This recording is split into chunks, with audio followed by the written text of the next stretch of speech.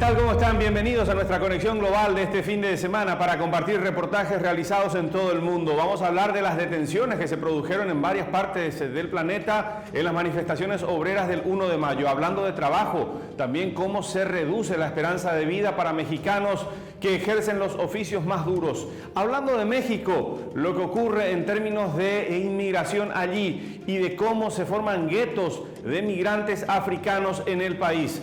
Además, histórico, la abdicación de un emperador japonés luego de ejercicio del poder por más de 3 décadas. Y también en Estados Unidos, como el ex vicepresidente Joe Biden comienza su carrera a la presidencia en el Partido Demócrata.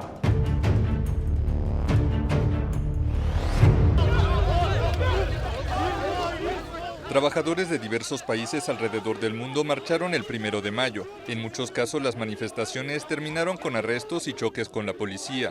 En Turquía, más de 80 personas fueron detenidas cuando trataban de llegar a la emblemática plaza Taksim de Estambul, donde hace años no se permiten las protestas. Sin embargo, sí fue autorizada una manifestación en el distrito de Barkikoy, donde miles de personas se congregaron convocados por sindicatos, asociaciones y partidos políticos de oposición al presidente Recep Tayyip Erdogan. Turquía enfrenta un periodo económico complicado, con la primera recesión en 10 años, la inflación en 20% y el desempleo al alza. Claro que tenemos preocupaciones. La gente ya no puede vivir con el salario mínimo. Son tiempos muy difíciles. En tanto, en Rusia también se registraron detenciones en San Petersburgo durante una manifestación contra el gobierno de Vladimir Putin que congregó a unas 2.000 personas. La policía rechazó comunicar el número de detenidos, pero el portal OVD Info, que contabiliza los arrestos de opositores, dio cuenta de 60. Miles de personas también marcharon en Moscú. El descontento entre los rusos ha ido en aumento en los últimos años por una polémica reforma de las pensiones y la caída del nivel de vida tras las sanciones occidentales contra el país que siguieron a la anexión de Crimea. Estamos luchando contra un grupo de ricos que se aprovechan del trabajo de millones. Estamos luchando por el mandato de la clase obrera en lugar del mandato de la burguesía. En Filipinas, unas 8.000 personas salieron a las calles de Manila para protestar contra las políticas económicas del presidente Rodrigo Duterte. La economía de Filipinas es una de las más fuertes de Asia. Sin embargo, casi un cuarto de la población vive en la pobreza extrema. Los inconformes también reclamaron la regulación de contratos laborales de corto plazo para proteger a los trabajadores, una promesa de campaña que Duterte hizo en 2016.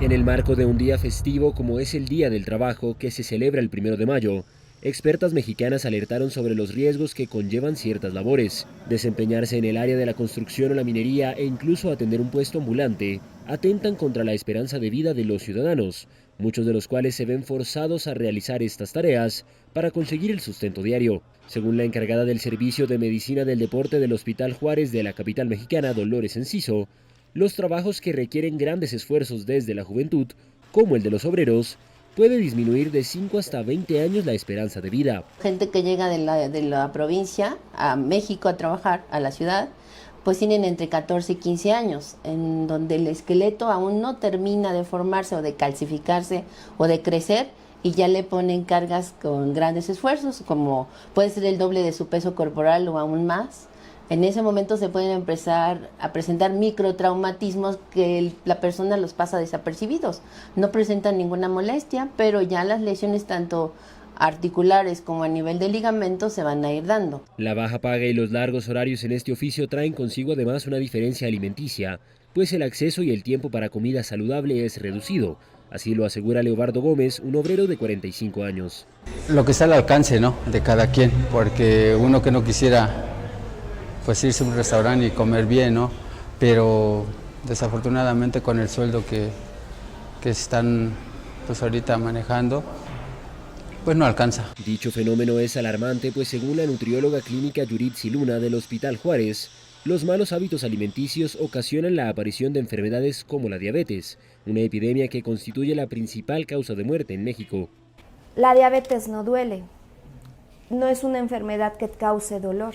Entonces muchas veces las personas no están diagnosticadas inmediatamente, sino que las diagnostican 10 años, 5 años después, ya teniendo la enfermedad. Asimismo, aquellos trabajadores que utilizan herramientas de percusión se enfrentan a niveles de ruidos superiores a los tolerables. Los mineros pueden presentar problemas respiratorios y los guardias de tránsito, quienes se pasan el día de pie y soplando un silbato, pueden padecer problemas de circulación y lesiones auditivas. Así, en un día que fue instaurado como de celebración, las alarmas no paran de sonar en un país donde, según cifras oficiales, 43,6% de la población vive en la pobreza.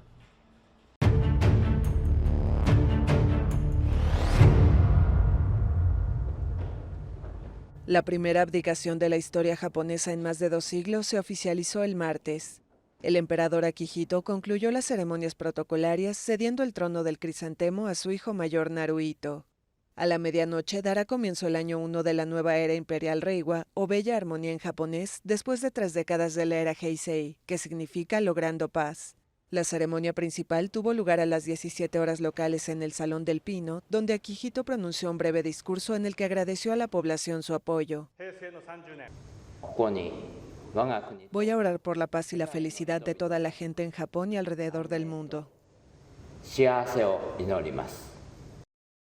Por la mañana, el emperador realizó el ritual de informar sobre su abdicación a sus ancestros en varios santuarios del Palacio Imperial.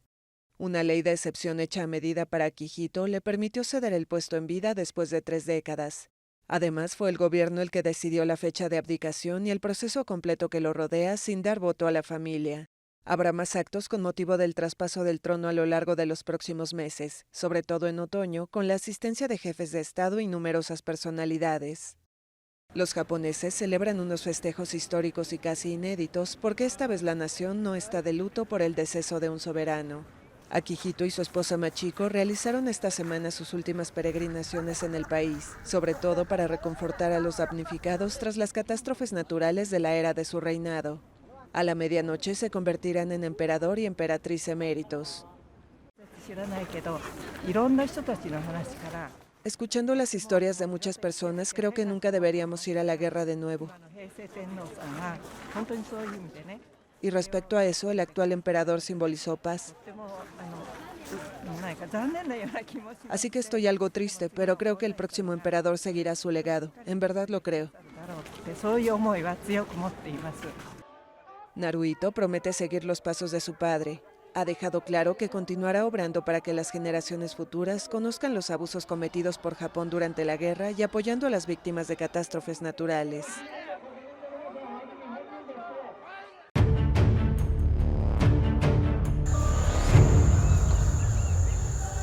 Un canto religioso se escucha en un albergue de migrantes en la frontera sur de México. Se trata de ciudadanos de países de África, de India o Bangladesh que también buscan pedir asilo en Estados Unidos. Estos viajeros lejanos han pasado inadvertidos entre la creciente cifra de migrantes centroamericanos que han llegado al sureño estado de Chiapas.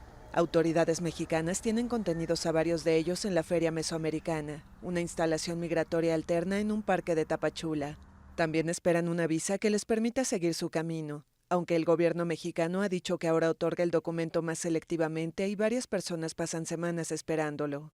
Las autoridades tienen restringido el acceso al albergue, donde activistas calculan que hay más de 1,000 migrantes que no son centroamericanos. Un oficial de seguridad dijo que se requiere un permiso especial para hablar con ellos y el Instituto Nacional de Migración no estuvo disponible para comentar al respecto. La AFP pudo observar que durante el día muchos brincan un muro para comprar alimentos en las tiendas cercanas y volver al albergue rápidamente sin ser vistos. Mientras regresaba con bolsas de comida, un ciudadano de República Democrática del Congo que evitó dar su nombre, dijo que dejó su país debido a un duro conflicto armado que ha desplazado a 4,5 millones de personas desde hace 2 décadas. Otro hombre procedente de Eritrea contó en un inglés precario que llegó vía aérea a Brasil y desde ahí siguió su camino hacia México. Tampoco permitió que su rostro se grabara en video. Según activistas, no hay solución a sus casos. A través de una presión psicológica hacen que ellos desistan de llegar a su destino. Muchos no hablan español, inglés o francés, lo que además complica a las autoridades comunicarse con ellos. México dice que ha enfrentado un aumento insólito en el número de migrantes, principalmente centroamericanos, con unos 300,000 cruzando el país en los últimos 3 meses. La mayoría busca llegar a Estados Unidos, pese al rechazo del presidente Donald Trump, que los considera una amenaza para la seguridad. Por ello, ha presionado a México para detener el avance de las personas bajo amenaza de cerrar la frontera, lo que podría generar un enorme impacto al comercio bilateral.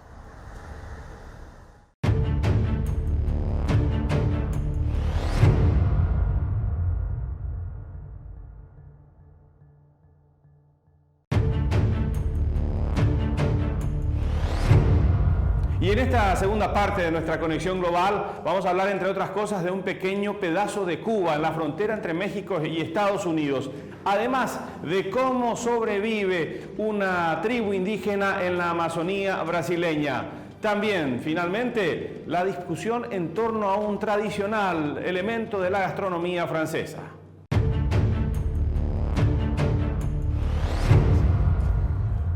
El ex vicepresidente de Estados Unidos, Joe Biden, uno de los principales favoritos en la carrera a la Casa Blanca, prometió el lunes unir al país en su primer acto de campaña ante unos 500 sindicalistas y trabajadores en Pensilvania, donde nació hace 76 años. Biden siguió su estrategia de oposición frontal al presidente Donald Trump, a quien acusa de desvirtuar los valores estadounidenses. Donald Trump es el único presidente que ha decidido no respetar a todo el país. El presidente tiene su base. Necesitamos un presidente que trabaje por todos los estadounidenses. Pensilvania es uno de los estados, junto con otras regiones industriales, que en 2016 dio su apoyo a Trump por un sentimiento de descenso social. Biden, el número 2 de Barack Obama, se enorgullece de ser de origen modesto y de mantener contacto con la clase trabajadora del Partido Demócrata. Este país no ha sido construido por los banqueros de Wall Street, los directores generales y gerentes. Fue construido por ustedes, fue construido por la gran clase media estadounidense. Biden lucha por tercera vez por la Casa Blanca tras 2 fracasos en las primarias. El Partido Demócrata, que se inclina cada vez más hacia la izquierda, cree que puede ganar con una línea de centro y moderada. La última encuesta publicada el domingo por ABC News y The Washington Post le dan un 17% de intento de voto, mientras que su principal rival partidario, Bernie Sanders, recibe 11%.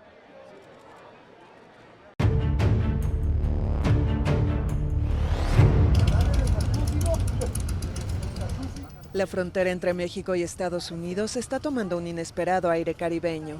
El éxodo cubano que ha llegado a Ciudad Juárez desde el año pasado va dando ritmo de salsa a la región mientras el presidente Donald Trump avanza su ofensiva antiinmigrante. Durante la larga espera para poder obtener su turno de trámite de asilo en Estados Unidos, miles de cubanos se han instalado en esta ciudad, abarrotando sus hoteles, trabajando en sus comercios y generando un inesperado choque económico y cultural. Como la mayoría tiene familia en Estados Unidos, les mandan un depósito y ya se acercan y pagan el hotel, pagan por 5 o 6 días y la mayoría, el 80% de la gente cubana que está, ya trabajan ellos, en puestos, vendiendo. Restaurantes que ofrecían comida Tex-Mex van cambiando los burritos por menús cubanos, pierna mechada, mojarra frita o arroz con frijoles negros. Las dificultades económicas y la escasez en la isla, bajo embargo estadounidense desde 1962, son un combustible para emigrar. El fenómeno coincide además con las caravanas de centroamericanos que también se han organizado para intentar llegar a la frontera sur de Estados Unidos, huyendo de la pobreza y la violencia en sus países. Porque no sé, es verdad que son muchas caravanas, pero bueno, todos lo hacemos por mejorar y por trabajar. Nosotros no queremos que nos regalen nada, ni queremos vivir del invento, queremos vivir de nuestro trabajo y nuestro sacrificio. Según el Consejo Estatal de Atención a Migrantes, el 80% de las personas registradas son de nacionalidad cubana, pero existe otra cantidad importante sin registro que se ha decidido a cruzar clandestinamente al notar que se van agotando las capacidades de las autoridades migratorias, tanto mexicanas como estadounidenses. Lo que sí vemos que sí es distinto. En el caso de Cuba viene gente muy preparada de pronto. Me refiero que viene con una formación profesional. Vienen médicos, vienen ingenieros químicos. Las relaciones entre Estados Unidos y Cuba tuvieron un restablecimiento histórico en 2015, pero en la era Trump, Washington cerró sus servicios consulares en La Habana, alegando supuestos ataques sónicos contra sus diplomáticos en 2016 y 2017. En consecuencia, los cubanos deben solicitar visas en embajadas norteamericanas en otros países. La misión se vuelve casi imposible ahora que no tienen privilegios migratorios. Llegar a México no garantiza nada. Miles de cubanos han sido deportados este año desde ahí. Sin embargo, Juárez parece una ciudad santuario donde no son detenidos aunque sus permisos de estancia para esperar el asilo hayan vencido.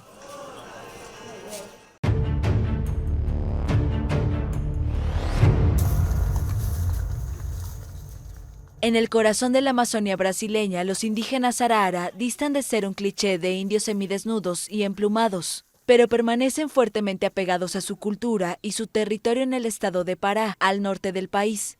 Unos 200 Arara viven en Laranjal, un poblado a orillas del río Iriri, a 4 horas en barco desde Altamira, la principal ciudad de la región. Un equipo de la France Press pasó varios días entre ellos en marzo. Por las noches, un generador eléctrico funciona por algunas horas y los jóvenes aprovechan para cargar sus celulares. No es para entrar a una red social, sino para ver los videos de la cantante Anita que bajan cuando están en la ciudad. Como compensación por daños ambientales, sus casas fueron construidas por la compañía Norte Energía, que administra la represa de Belomonte. Hay también un dispensario y una clínica. En el pasado no teníamos contacto con las personas de afuera, no teníamos una clínica, tomábamos nuestros remedios del bosque. Cuando el medicamento no funcionaba, muchas personas morían. Había frutas, pero a veces los animales se las comían antes de que llegáramos. Algunos están más apegados a las tradiciones, viven aislados y vestidos solo con paños en medio de la selva. Otros han abandonado totalmente ese estilo de vida y se instalaron en la ciudad. A diferencia de otros nativos, los Arara hablan su idioma ancestral y muchos ancianos se niegan a hablar portugués. Además denuncian invasiones de sus tierras por traficantes de madera. Mas não tinha tanta invasão que tem hoje. No había tanta invasión como hoy. Cuando nos echaron de la aldea original fue que comenzó la invasión a nuestro territorio. Na reserva nossa dos Atei Arara. Los Arara afirman que las invasiones por parte de traficantes de madera se multiplicaron desde que el presidente brasileño Jair Bolsonaro llegó al poder en enero. El exmilitar de ultraderecha dijo tras ser electo que no había necesidad de mantener a los indígenas aislados en reservas como animales en un zoológico y afirmó que quieren evolucionar, tener médicos, dentistas, acceso a internet y viajar en avión. Así justificó su decisión de que no haya nuevas demarcaciones de tierras indígenas. Pero aunque los Arara están integrados a la sociedad, en sus tierras mantienen sus costumbres, viven de la cacería y la pesca y preservan la naturaleza. Según datos oficiales, cerca de 800.000 indígenas de 305 grupos étnicos viven en Brasil, un país de 209 millones de habitantes.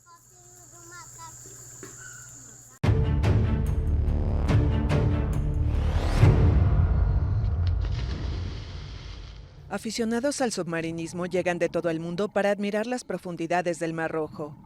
En Hurghada abundan los bazares y los complejos hoteleros con precios asequibles para atraer a un máximo de clientes. Pero este creciente turismo en Egipto amenaza los espectaculares arrecifes de coral. Algunos botes tienen un tamaño de 48 o 50 metros, pero desafortunadamente basados en los corales del Mar Rojo y su ecosistema, los botes turísticos no deberían alcanzar esos tamaños. Tampoco nuestro sistema de boyas está diseñado para esos tamaños.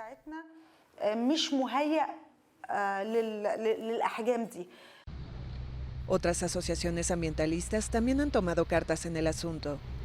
La ONG GEPCA desplegó 1.200 balizas en áreas de submarinismo para evitar el uso de anclas que destruyen los corales. Además, las autoridades están actuando en favor de su preservación. Tomé la decisión de prohibir el uso de bolsas plásticas desde el 1 de junio. Se aplicará para todos, porque como sabemos el gran daño del plástico, como los torbellinos, pueden arrastrar bolsas plásticas al mar. Por lo tanto, decidimos limitar este fenómeno para preservar nuestro ambiente marino y mantenerlo completamente limpio. Los científicos consideran que los corales del Mar Rojo son los más resistentes al cambio climático y pueden llegar a ser un refugio mundial para la biodiversidad marina, pero piden protección frente a otros peligros. Según el Programa de Naciones Unidas para el Medio Ambiente, en el mundo al menos 20% de estos ecosistemas más bellos, con más diversidad biológica y los más delicados del planeta han sido destruidos, y el 60% está amenazado por el cambio climático, el turismo o la sobrepesca. Sabemos que la gente que está en botes que están cruzando el Mar Rojo hacia el Canal de Suez, algunas veces lanzan desperdicio de los botes y botellas plásticas, que son arrastradas por las olas hasta que eventualmente se atoran en los arrecifes de coral. Por lo tanto, estamos lanzando estas campañas para limpiarlos. El sector turístico egipcio se desplomó después de la revolución que expulsó del poder al presidente Hosni Mubarak en 2011. Y los más de 14 millones de visitantes que llegaban en 2010 se redujeron a unos 5 millones en 2016, un año después de un atentado contra un avión ruso que causó 224 muertos en Sharm el-Sheikh, otra localidad turística del Mar Rojo. Desde 2017 la afluencia de turistas ha mejorado hasta alcanzar su nivel más alto de la década.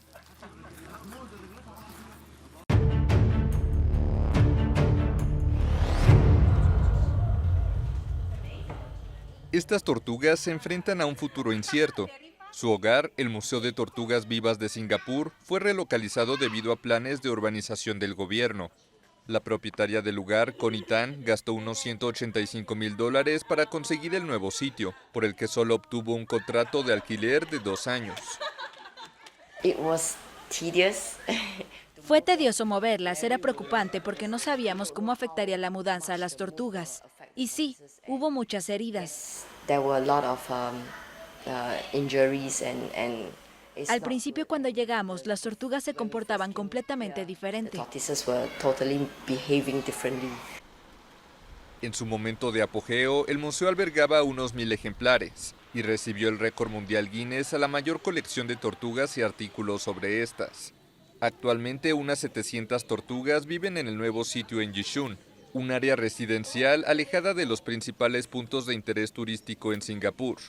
La colección de reptiles fue reunida por la familia Tan durante más de 40 años. Muchos de estos animales eran mascotas rescatadas después de ser abandonadas. Me gustaría decir que cada mascota es especial. Depende de cómo las tratas y cómo reaccionan contigo. Que las tortugas pueden no reaccionar contigo de la manera en que puede hacerlo un perro. Pero tienen capacidad de comunicarse si les pones atención. Por lo tanto, aquellas personas que quieran comprar tortugas deben estar preparadas para aceptarlas tal cual son. Tan señala que cuenta con alrededor de 50 especies distintas, entre las cuales algunas estarían en vías de extinción. La dueña del lugar ha pedido ayuda al primer ministro de Singapur en redes sociales. Aún hay esperanza, porque han comenzado a recibir donaciones y visitantes de países como Rusia, Polonia e Israel.